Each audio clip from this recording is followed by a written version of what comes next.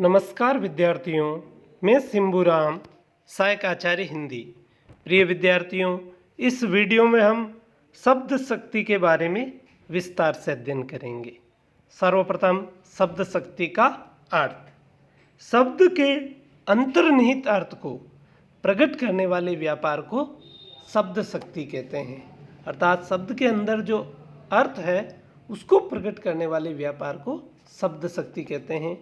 या हम ऐसे कह सकते हैं कि शब्द का अर्थ प्रकट करने की शक्ति को शब्द शक्ति कहते हैं। पुनः ध्यान दें, शब्द शक्ति क्या हो गई?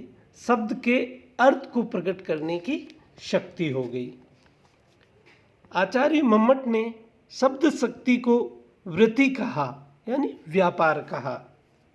शक्ति के अनुसार शब्द तीन प्रकार के होते हैं: वाचक शब्द, लक्षक शब्द और व्यंजक शब्द।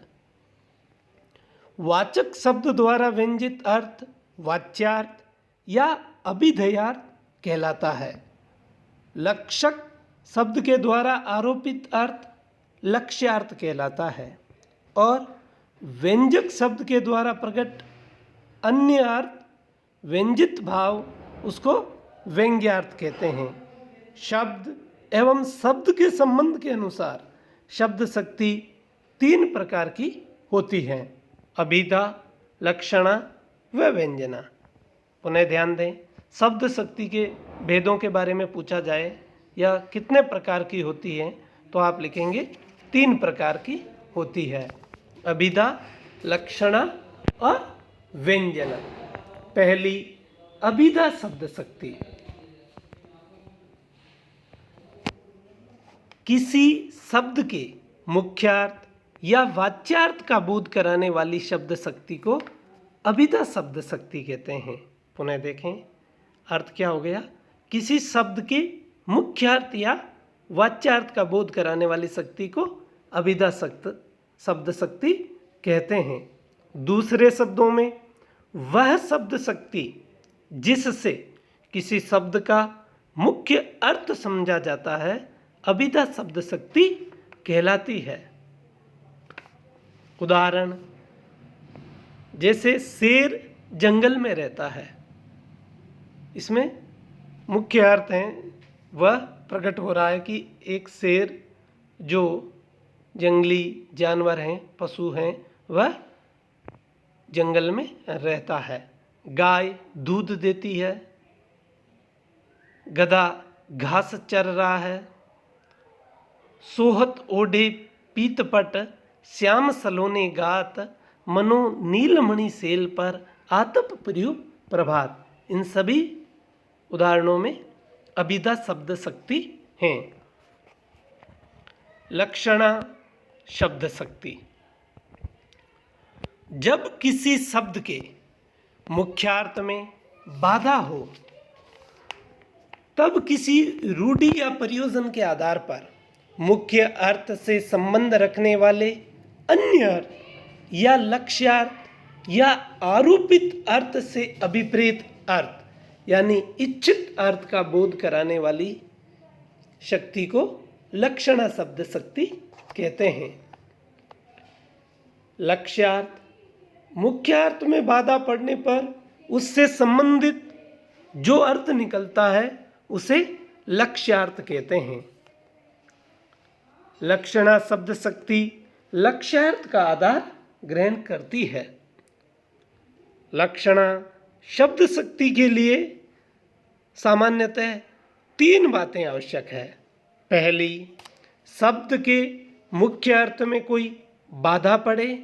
दूसरा, शब्द के मुख्यार्थ से संबंधित कोई अन्य अर्थ लिया जाए।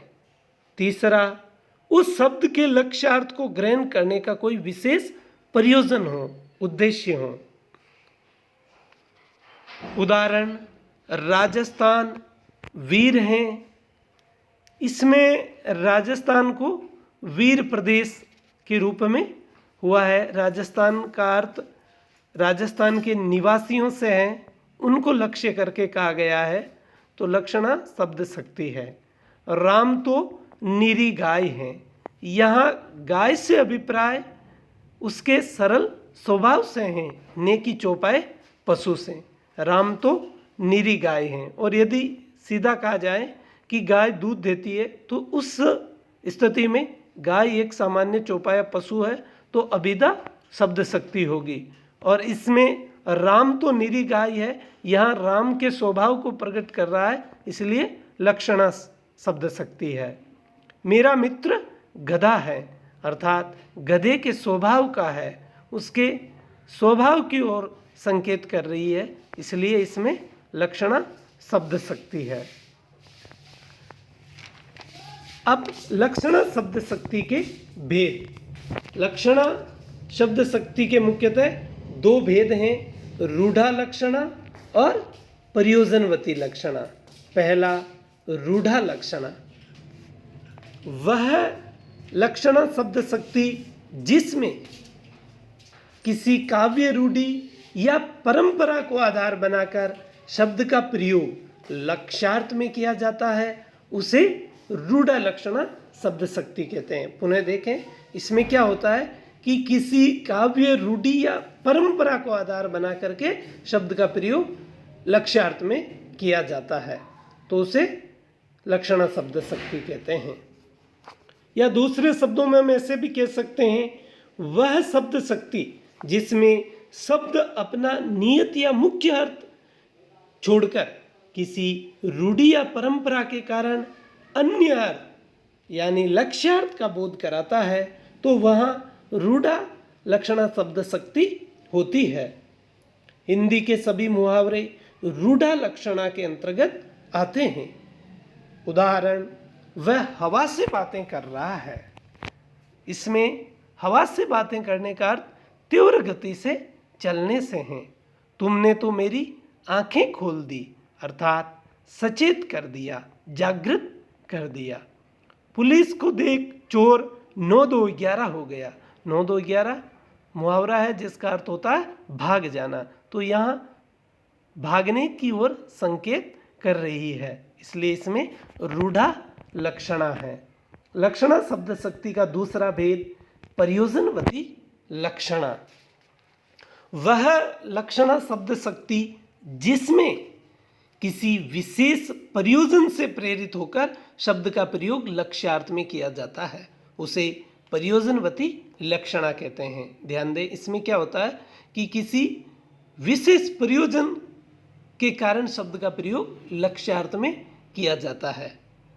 दूसरे शब्दों में हम यह कह सकते हैं कि वह शब्द शक्ति जिसमें शब्द अपना मुख्य अर्थ छोड़कर किसी प्रयोजन के कारण लक्ष्यार्थ का बोध कराता है, तो वहाँ प्रयोजनवती लक्षणा शब्द शक्ति होती है। उदाहरण, जैसे लाल पगड़ी आ रही है, यानी यहाँ विशेष प्रयोजन है कि जो लाल पगड़ीधारी व्यक्ति हैं यानी कि पुलिस वाला है, वह आ रहा है। अब सिंह अखाड़े में उतरा है, यहाँ सिंह से अभिप्राय एक बलिष्ठ बलवान व्यक्ति से हैं।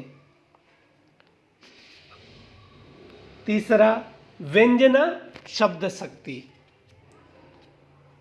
जब किसी शब्द के अभिप्रेत अर्थ का बोध न तो मुख्यार्थ से होता है और न ही लक्ष्यार्थ से, अपितु कथन के संदर्भ के अनुसार अलग अलग अर्थ से या व्यंग्यार्थ से हो, तो उसे व्यंजना शब्द शक्ति कहते हैं।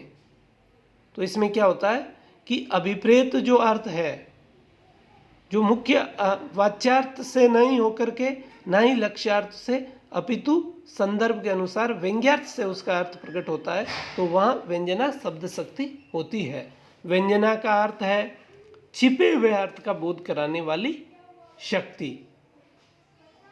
व्यंजना शब्द शक्ति के भेद या प्रकार। शाब्दी व्यंजना, वह व्यंजना शब्द शक्ति जिसमें वाक्य में प्रयुक्त व्यंग्यार्थ किसी शब्द विशेष के प्रयोग पर निर्भर करता है।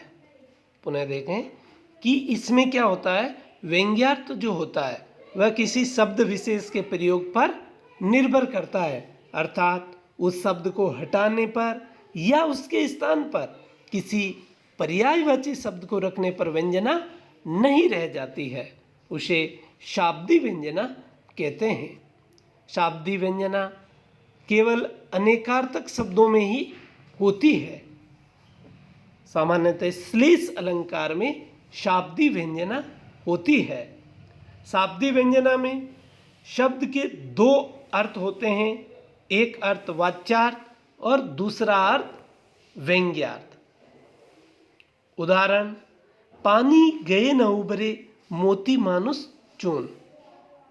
रहीमदास जी का दोहा है, रहीमन पानी राखिए बिन पानी सब सून, पानी गए न उबरे मोती मानुष चून। तो यहाँ पानी का अर्थ प्रसंग के अनुसार, इसमें पानी शब्द में श्लेष अलंकार है और प्रसंग के अनुसार मोती के संदर्भ में पानी का अर्थ चमक, मनुष्य के संदर्भ में इज्जत और चून के संदर्भ में सामान्यतः पानी से है।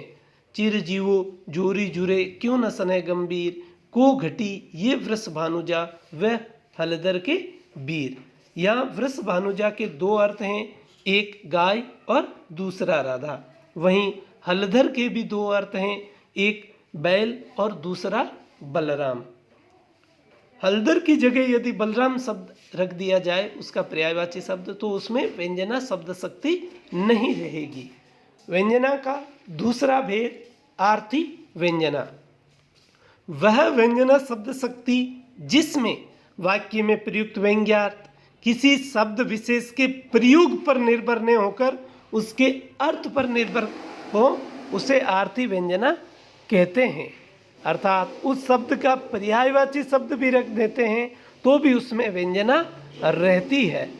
जब व्यंजना अर्थ में हो, अर्थात केवल इसमें शब्द को बदल देने पर भी व्यंग्यार्थ निकलता है। सामान्यतः समय सूचक शब्दों में आर्थी व्यंजना होती है। उदाहरण, जैसे संध्या हो गई, यहाँ संध्या की जगह सांझ रख दें तो भी वही अर्थ निकलेगा। जैसे पुजारी हैं तो वह वो संकेत कर रहा है कि पूजा का समय हो गया। रजनीगंधा खिल गई, या सघन कुंज छाया सुखद शीतल मंद समीर, मन हुए जात अजो वह या वह यमुना के तीर। इस प्रकार इन उदाहरणों में आर्थी व्यंजना है। तो प्रिय विद्यार्थियों, इस वीडियो में हमने शब्द शक्ति के बारे में विस्तार से अध्ययन किया। धन्यवाद।